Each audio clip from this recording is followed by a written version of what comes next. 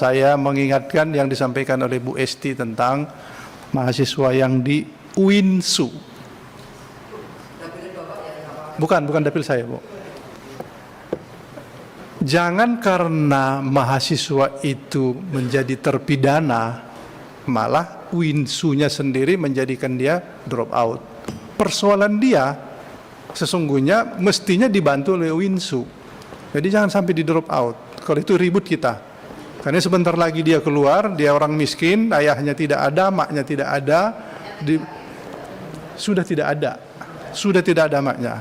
Dia diasuh oleh orang lain karena dia berjualan di dalam kampus, kemudian bentrok dengan orang lain, lebih hebat teman bentroknya itu sehingga dia bisa memenjarakan si anak ini. Karena dipenjarakan oleh UINSU merasa aib karena dia dipenjara. Nggak adil itu. Jadi jangan sampai besok kita dengar dia drop out dengan itu. Ini saya kemarin saya pikir dia tidak di drop out. Ya selesai penjara dia kembali lagi. Anaknya pintar Pak. Dan punya nyali lah. Punya nyalinya apa? Siap begaduh, bertinju di lapangan itu kan punya nyali juga. Nyali otaknya, nyali di lapangan.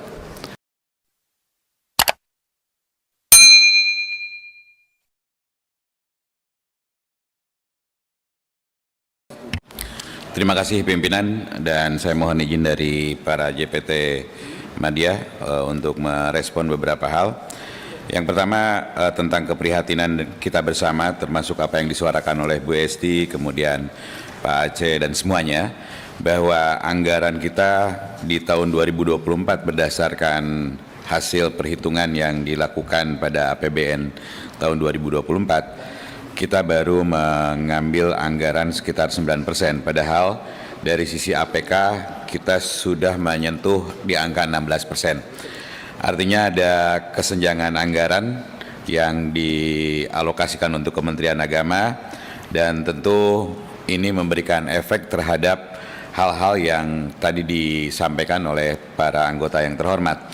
Misalnya PIP, berdasarkan hasil pemadanan kami dengan Kemensos, jumlah siswa madrasah yang seharusnya memenuhi kriteria untuk memperoleh PIP itu jumlahnya kurang lebih 4,6, sementara yang tersentuh kehadiran negara hanya 2,6.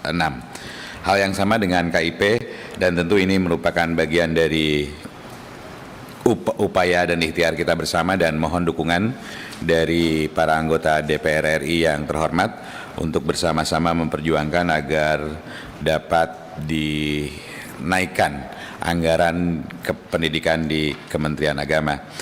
Kemudian air mata yang mengiringi keprihatinan dari Bu Esti tentang tempat ibadah yang tidak layak, saya kira ini adalah keprihatinan kita bersama, dan tentu ini adalah bagian dari cara kita untuk membangun ruang-ruang kebermaknaan beragama melalui tempat-tempat beragama. Dan harapan kita bersama bahwa sekali lagi anggaran yang hanya 16,5% di Kementerian Agama yang ditarik-tarik antara pendidikan dan agama ini perlu memperoleh peningkatan yang angkanya seharusnya signifikan, karena perhatian kita terhadap tempat-tempat ini tentu harus menjadi simbol tentang eksistensi negara dalam perhatiannya ke bidang keagamaan.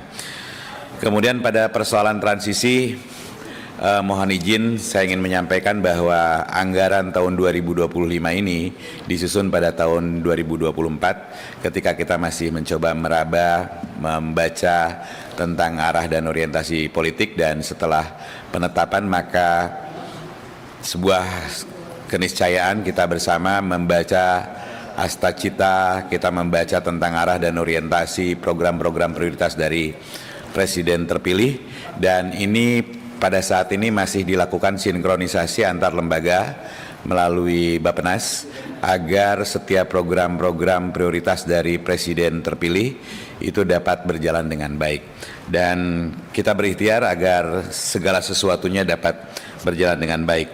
Kemudian tentang moderasi beragama yang pada hari ini masih menjadi fokus perhatian kita, dan mohon izin tadi ada sebutan yang salah, bukan moderasi agama, karena agama sesungguhnya sudah lahir dalam ruang-ruang tengah, tetapi moderasi beragama, bahwa hal yang kita intervensi adalah perilaku beragama, bukan agamanya. Kalau agama, tentu agama itu ya given, ya secara prinsip kita akan melakukan perbaikan-perbaikan tentang cara pandang, cara berperilaku, tentang memaknai keberagamaan pada ruang-ruang kehidupan. Dan hasilnya relatif nyata, ukurannya sederhana, indeks kerukunan umat beragama dari tahun ke tahun semakin lama semakin baik, dan ini menunjukkan bahwa program moderasi beragama sudah dapat berjalan dengan baik. Kemudian Ibu Endang yang menyebut bahwa anggaran yang belum berkeadilan, saya kira memang tadi disampaikan Bu, mudah-mudahan dengan suara-suara yang sama-sama menyanyikan harmoni yang sama, ini dapat mengetuk para pengambil kebijakan agar dapat menjadi keberpihakan negara. Selanjutnya Pak Iskan tentang copy paste, ya tentu saja tidak ya.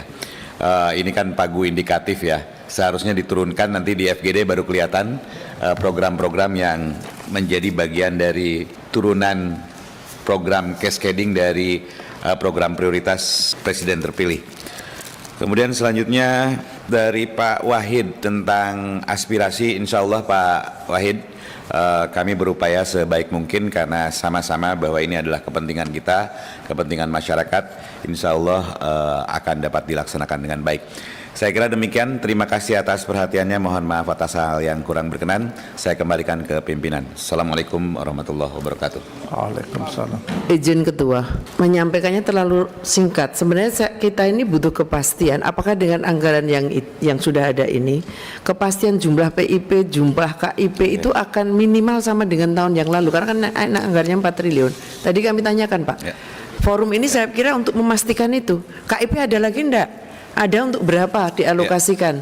Ini yang program-program besar. Menurut saya ini penting karena memang kita belum bisa secara rinci mengetahui mengenai hal itu. Terima kasih. Ya, dipersilakan Pak Dirjen.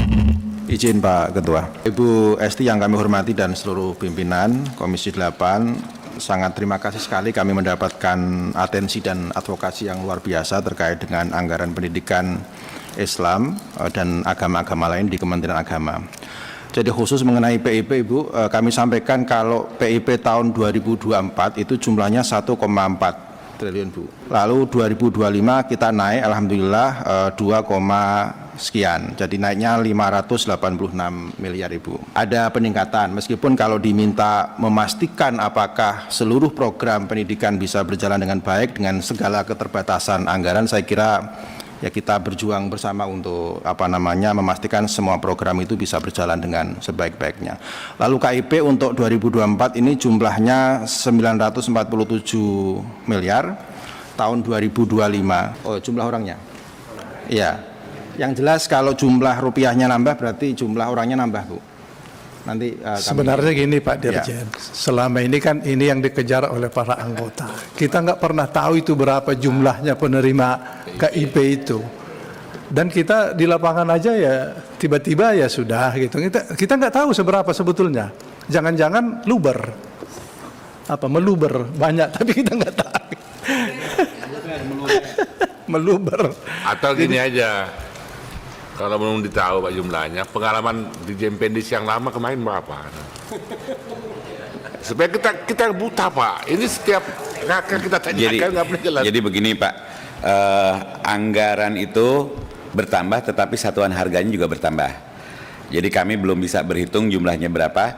Tetapi terakhir itu Gusmen menyampaikan pada saya dan tentu saja sama dengan Pak Propabu, bahwa mekanisme untuk penjaringannya melibatkan dari seluruh stakeholders, termasuk di dalamnya adalah anggota Dewan. Gitu aja, ke depan mekanismenya disusun sedemikian rupa agar kemudian tentang kekurangannya itu bisa kita evaluasi bersama.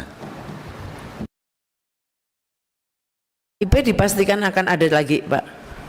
KIP kuliah bukan PIP. Jadi nggak bisa jawab. 2025 ada. Naik anggarannya. Iya Pak, saya tagih janjinya Pak. Pak izin aja bahwa kita harus punya ruang untuk membahas PIP KIP ini secara khusus. Ya nanti di pendalaman jumlah itu kami dijelaskan Pak. jumlahnya itu, jangan anggaran dan kira-kira. Jadi kita punya angka.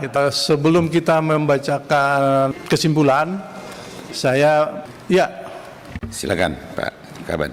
Mau klarifikasi dari Pak Aceh tadi dan Pak Marwan soal kenaikan anggaran BPJPH. Substansinya sebenarnya tidak naik, sama dengan tahun yang lalu. Cuma kita menggunakan anggaran pendapatan BLU sebanyak 46 miliar itu kita gunakan untuk belanja. Kalau dari RM itu kita tidak naik, Pak.